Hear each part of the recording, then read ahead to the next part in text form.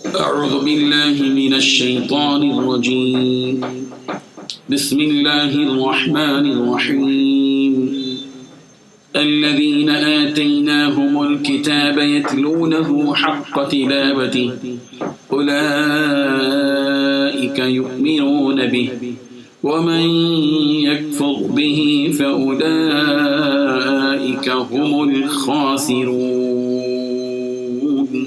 صدق اللہ العظیم۔ حاضرین و ناظرین، یہ سورہ بقرہ کی آیت نمبر 121 ہے، 121۔ اللہ تبارک و تعالیٰ نے اس آیت میں ان لوگوں کی تعریف کی ہے جو قرآن مجید کو، اللہ کی کتاب کو ایسے تلاوت کرتے ہیں جیسے کہ اس کا حق ہے۔ اللہ کی کتاب مقدس ہوتی ہے، اس کو یوں ہی عام کتابوں کی طرح غفلت، لاپرواہی اور بے اعتنائی کے ساتھ پڑھا نہیں جا سکتا۔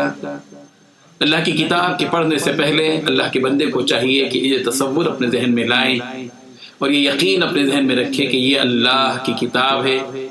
اللہ تعالیٰ نے جو زمین اور آسمان کا خالق اور مالک ہے، اپنے پیارے حبیب حضرت محمد رسول اللہ صلی اللہ علیہ وسلم پر اس کتاب کو اتارا ہے۔ جبرائیل امین اس کتاب کو لے آئے ہیں۔ یہ وہ کتاب ہے جو حق پر مبنی ہے، باطل کی کوئی آمیزش اس کلام میں موجود نہیں ہے۔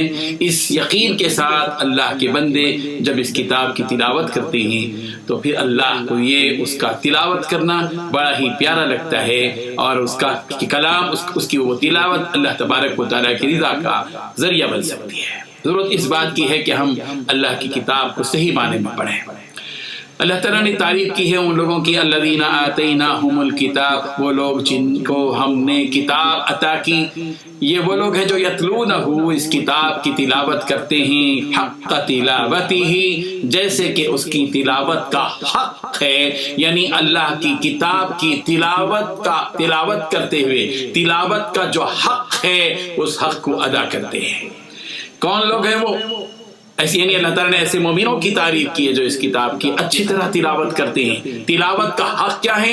حضرت عبداللہ ابن عباس رضی اللہ عنہ سے مروی ہے، وہ بیان فرماتے ہیں کہ اللہ کی کتاب میں جن چیزوں کو حلال قرار دیا ہے ان حلال چیزوں پر عمل کیا جائے، اور جن چیزوں کو حرام قرار دیا جائے اس سے گریز کیا جائے، یہ ہے اللہ کی کتاب۔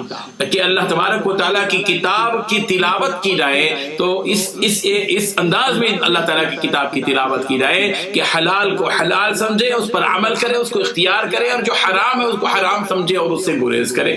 اور اسی طریقے سے قرآن کو اس طرح پڑھیں جیسا کہ اللہ تبارک و تعالیٰ نے نازل کیا، اور اس کی کلمات میں کسی بھی قسم کی کوئی تحریف نہ کرے اپنی طرف سے، اور پھر اس کے معنی میں کوئی تبدیلی نہ کرے۔ قرآن مجید کی تلاوت ایسی کرے کہ وہ اس کا ایک ایک حرف، اس کے جو اوصاف، اس کے جو حرف کے صفات ہیں، اس کے جو مخارج ہیں، ان مخارج کا لحاظ رکھتے ہوئے پڑھے۔ اسی کو تجوید کہتے ہیں، ترتیل کہتے ہیں۔ اللہ تعالیٰ نے فرمایا وَرَتِّلِ الْقُرْآنَ تَرْتِيلًا، قرآن مجید کو ترتیل کے ساتھ پڑھو، تجوید کے ساتھ پڑھو۔ ضرورت اس بات کی ہے کہ ان حقائق کو سمجھیں۔ حضرت عمر رضی اللہ عنہ نے فرمایا کہ اللہ کی تلاوت اس کا حق ادا کرتے ہوئے ادا کرنے کا مطلب یہ ہے کہ جب رحمت والی آیتیں سامنے آئیں تو اللہ تبارک و تعالیٰ سے بھیک مانگی جائے کہ اللہ ہم سب پر یہ رحمت کا نزول فرما، اس سے رحمت کی بھیک مانگی جائے۔ اور جب عذاب کا تذکرہ کسی آیت میں آ جائے تو آدمی پیچھے ہٹے اور یہ اللہ سے کہے کہ اللہ تعالیٰ اس عذاب سے ہم سب کی حفاظت فرما دے، اللہ تبارک و تعالیٰ کی پناہ مانگے اس عذاب سے جس عذاب کا تذکرہ اس آیت میں کیا گیا ہے۔ اور یہ ہے وہ باتیں کہ اللہ تعالیٰ نے فرمایا الذین آتیناہم الکتاب، وہ لوگ، وہ مومن و مسلمان جن کو ہم نے کتاب عطا کی، یتلونہ، اس کی تلاوت کرتے ہیں، حق تلاوتہ، جیسے کہ اس کی تلاوت کا حق ہے، جیسے کہ صحابہ کرام رضوان اللہ تعالی علیہم اجمعین، تابعین، تبع تابعین اللہ کی کتاب کی تلاوت اسی طرح حق کرتے تھے جیسے کہ اس کا حق تھا۔ اولئک یؤمنون بہ، یہ وہ لوگ ہیں جو اللہ کی کتاب پر ایمان رکھتے ہیں۔ اور یہ بات اللہ تعالیٰ نے وعید کے طور پر بتا دی اس قرآن مجید، اس کتاب کے سلسلے میں، وَمَن يَكْفُرْ بِهِ، اور جو کوئی اس کتاب کو نہ مانے گا، کفر کرے گا، انکار کرے گا، اللہ کی اس کتاب کا انکار کرے گا، اس کو سن لینا چاہیے ایسے لوگوں کو کہ فَأُولَئِكَ هُمُ الْخَاسِرُونَ، ایسے ہی لوگ خسارے میں ہیں، نقصان میں۔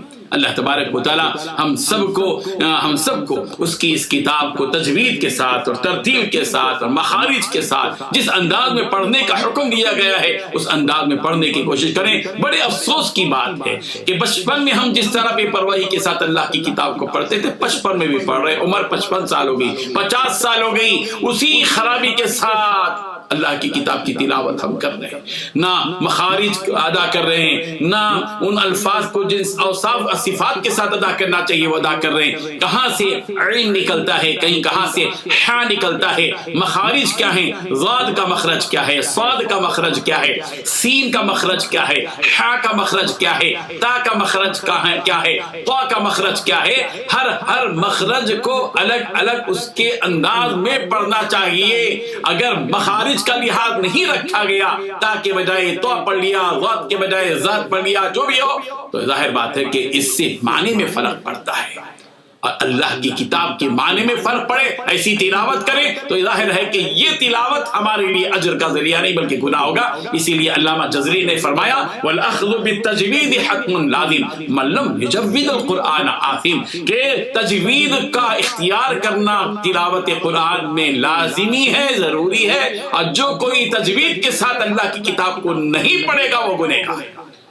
یہی وجہ ہے فرما گیا رب قارئ یقرأ القرآن والقرآن یلعنہ، بہت سے ایسے پڑھنے والے قرآن مجید کے ہیں جو قرآن تو پڑھتے ہیں مگر قرآن ان کے پر لعنت کرتا ہے۔ اللہ تعالی ہم سب کی حفاظت فرمائے۔ قرآن مجید کو تجوید کے ساتھ ترتیل کے ساتھ پڑھیں، اس کے لیے استاد مقرر کریں، علماء کے ساتھ بیٹھیں اور اہل علم سے قرآن مجید کو قراء سے علم کو حاصل کریں۔ اللہ تعالی عمل کی توفیق عطا فرمائے۔ وآخر دعوانا الحمدللہ رب العالمین۔ لا إله إلا الله، لا